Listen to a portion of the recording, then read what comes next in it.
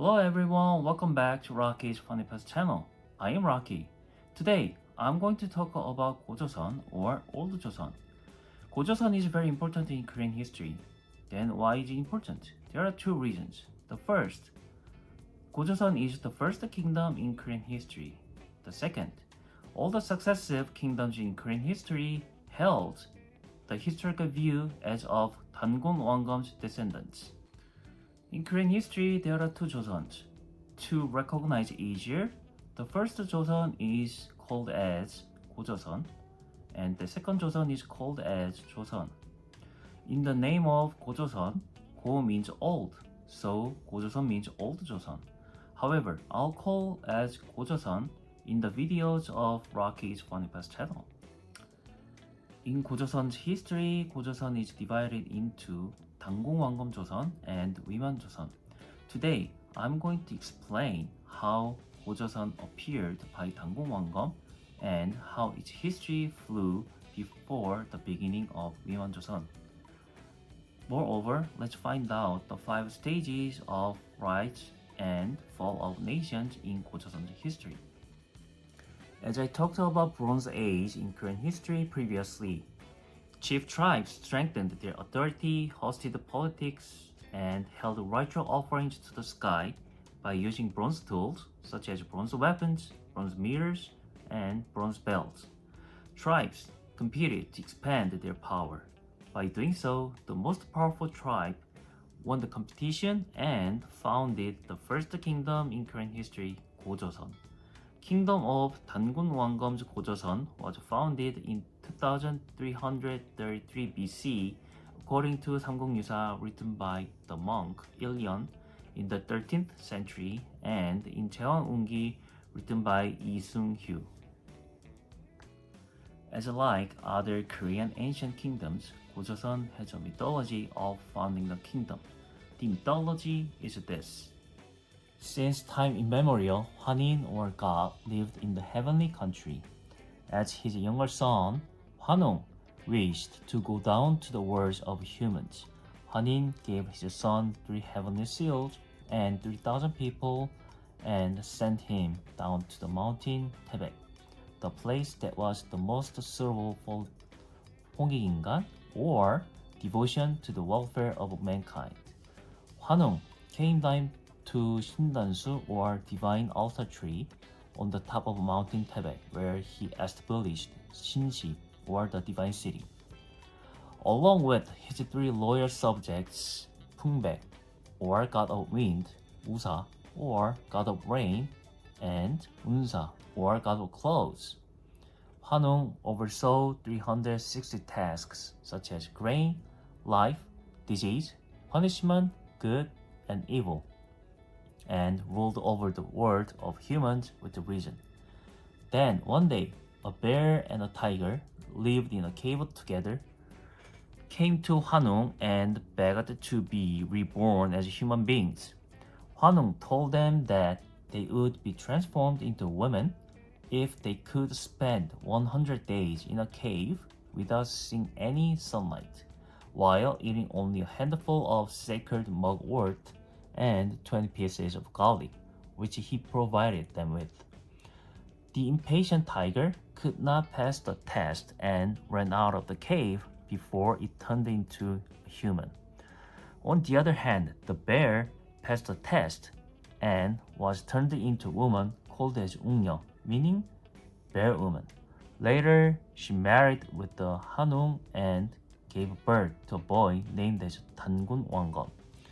In the 50th year of the reign of King Yao, 2333 BC in China, Dangun, choosing Pyongyang fortress as his capital, founded his own kingdom named Joseon. This Dangun mythology has many mysterious stories that cannot be explained in the scientific ways. However, this story can be revealed to the analysis of the important historical facts. The first thing is about stories of Hwanin, Hwanung, and the tribes of bear and tiger. The tribe of Hwanin and Hwanong is from the tribe of heavenly descendants and produced kings. The tribes that worship the bear and tiger as their totems were the local tribes. Also, the tribe that worshiped the bear produced the queens. According to the story of a marriage between tribes of Hwanong and Bear Woman, the tribe that worshipped the tiger was excluded from the tribe uniting process. The second is about 고조선's society. In the name of 단군 왕검, 단군 means priest and 왕검 means political chief. This proves that 고조선 was an essentially theocratic society where religious and political authority were combined through 단군 왕검. 풍백, or god of wind, 우사, or god of rain, and 운사, or god of clouds, mean that 고조선 was an agricultural society. Lastly, 홍익인간, or the devotion to the welfare of mankind, was the founding ideology of 고조선. 고조선 expanded its influence into Liaoning region, including Liaosi and Liaodong, and the northern part of Korean Peninsula. This territory can be estimated through lute-shaped bronze dagger and table-type dolmen, which are Bronze Age's characteristic artifacts. This could include many small countries. 고조선 called their leader as a king in the 4th century BC and grew into a powerful kingdom comparable to the Yan state of China. However, they lost their western territory following an invasion by Guangkai, a general of the Yan state. So they relocated their capital to Wanggomsong. Around 3rd century BC, powerful kings like Buang or King Bu and Junang or King Jun emerged in 고조선 by stabilizing the organization and establishing hereditary royal authority.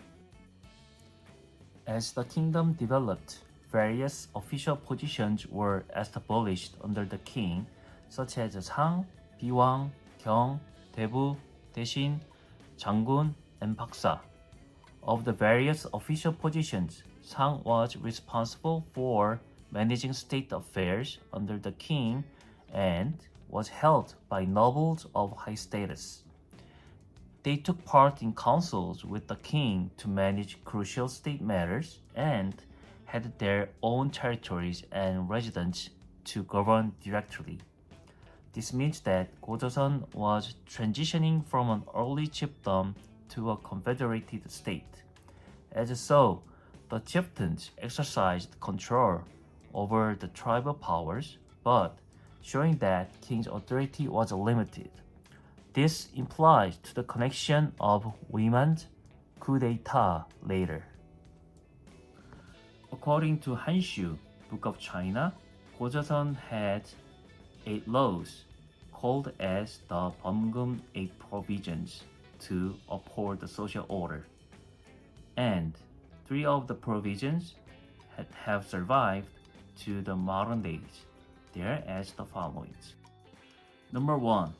Anyone who kills a person shall be put to death immediately, and anyone who injures another shall repay with grain. Number 2.